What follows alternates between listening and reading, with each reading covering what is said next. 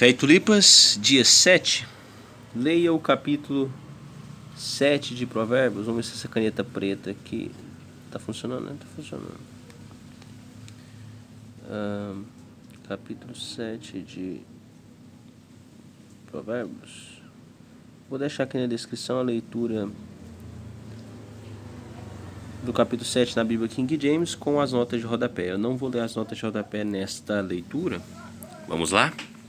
Capítulo 7 de Provérbios. Capítulo 7. A sedução e a cilada do adultério. Só lembrando que eu vou deixar na descrição as notas de rodapé. Filho meu, obedece aos meus conselhos, e no íntimo do teu ser guarda meus mandamentos. Segue as minhas orientações e descobrirás a verdadeira vida. Zela pelos meus ensinos como cuidas da pupila dos teus olhos. Agarra os meus mandamentos aos teus dedos, escreve-os na tábua do teu coração. Dize à sabedoria, tu és minha irmã, e ao entendimento considera teu parente próximo. Eles saberão te manter longe da mulher imoral e da pessoa leviana e bajuladora. Da janela da minha casa, por minhas grades olhando eu, vi entre os incautos, no meio de um grupo de jovens, um rapaz deveras sem juízo. Ele ia e vinha pela rua próxima à esquina de certa mulher imoral. Depois seguiu em direção à casa dela. Estava chegando o crepúsculo, o final do dia. Caíam as sombras do entardecer, rodeavam as trevas da noite. Eis que a mulher lhe sai ao encontro com vestes de prostituta e cheia de astúcia na alma. Ela é sedutora e espalhafatosa. Seus pés não suportam ficar em casa. Um momento na rua, outro nas praças. Em cada esquina se detém à espreita de sua vítima. Precipitou-se sobre o rapaz, beijou-o sem pudor.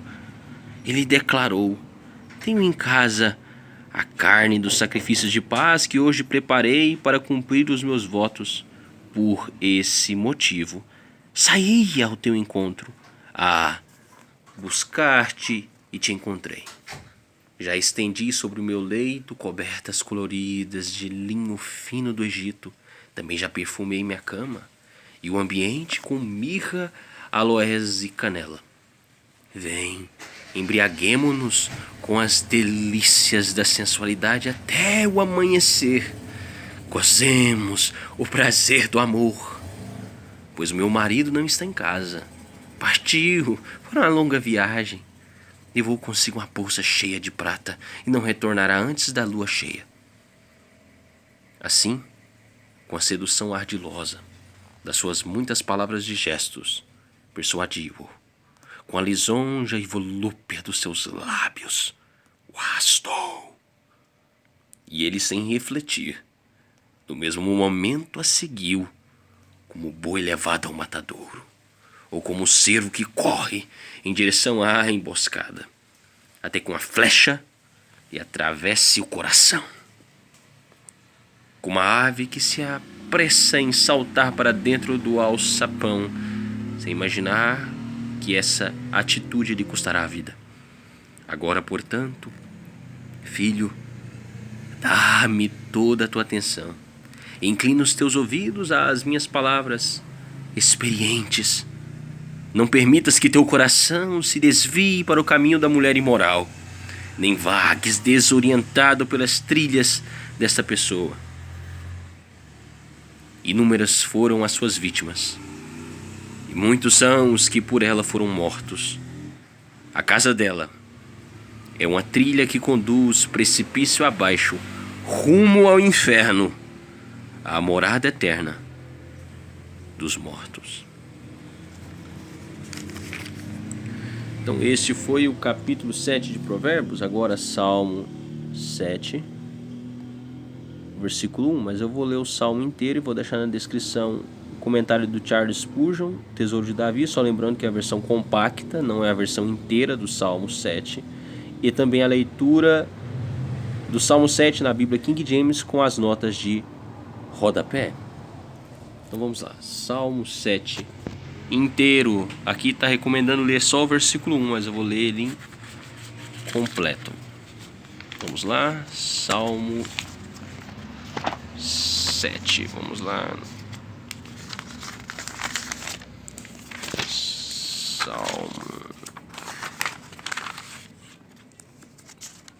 Salmo 7. Deus defende o justo. Canto de confissão de Davi, entoado ao Senhor acerca de Cush, o Benjamita. Só lembrando que as notas de rodapé eu vou deixar aqui na descrição. Enfim, Kavod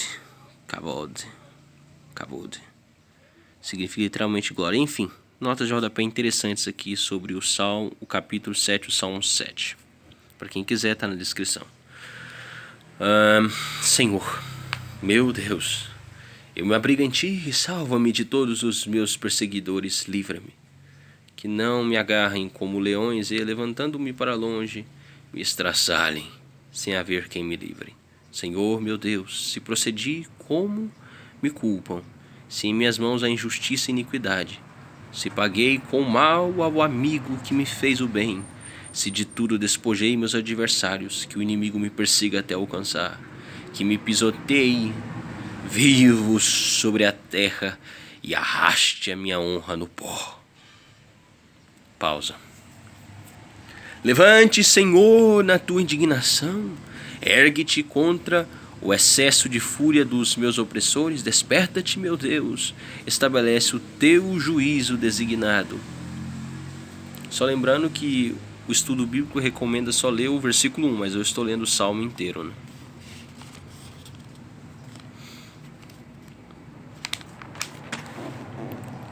Reúna-se ao teu redor a Assembleia dos povos, das alturas reina sobre todas as nações da terra.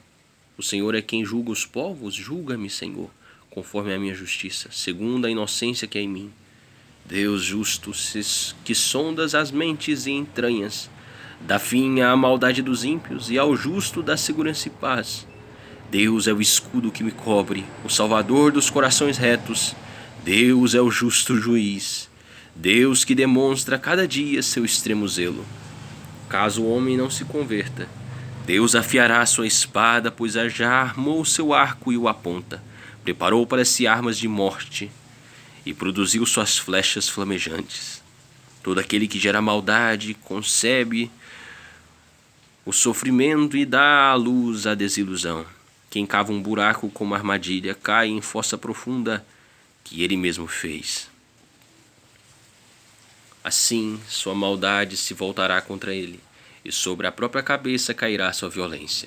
Eu, porém, darei graças ao Senhor por sua justiça. Salmodiarei e cantarei louvores ao nome do Senhor, o Altíssimo. Só lembrando que as notas de rodapé tem, enfim, comentários interessantes em relação a palavras, citações aqui de Calvino e Lutero. Vale muito a pena, vou deixar na descrição para quem desejar ver essas notas de rodapé do Salmo 7. Só lembrando que essa Bíblia aqui, King James, foi recomendada pelo Hernandes Dias Lopes, aqui, ó, na folha de marca-página, tá aqui, ó, Reverendo Hernandes Dias Lopes, pastor sênior da Primeira Igreja Presbiteriana de Vitória, Espírito Santo, doutor em teologia, escritor e conferencista. Enfim, o estudo teológico no Brasil não será o mesmo depois do lançamento da Bíblia King James atualizada em português.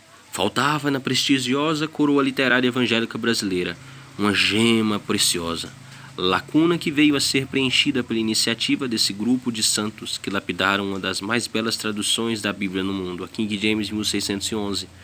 Nossa língua luso-tupiniquim foi privilegiada por tal obra. Encantei-me com os sinópticos, com sua poesia e apontamentos, degustando cada palavra. Já estou utilizando esta nova tradução em minhas pregações e escritos. A coroa está pronta, completa. usemo-la. Enfim, tem a recomendação aqui também do pastor Marco Feliciano, antes de entrar para a política, né, e mudar muito. Ana Paula Valadão, da época que tinha "Se tu olhares, Senhor, pra dentro de mim", tinha umas canções, enfim, mais quebrantadas. Tem muitas outras citações aqui. Se eu não me engano, tem citações também do próprio Oswaldo Paião, que está fazendo esse estudo aqui, e do reverendo Caio Fábio, né, da época que ele era bem mais santo e mais temente a Deus. Então nós lemos Salmo 7 inteiro.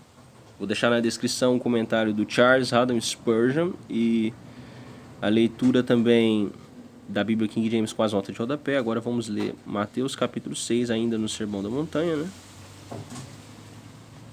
Provavelmente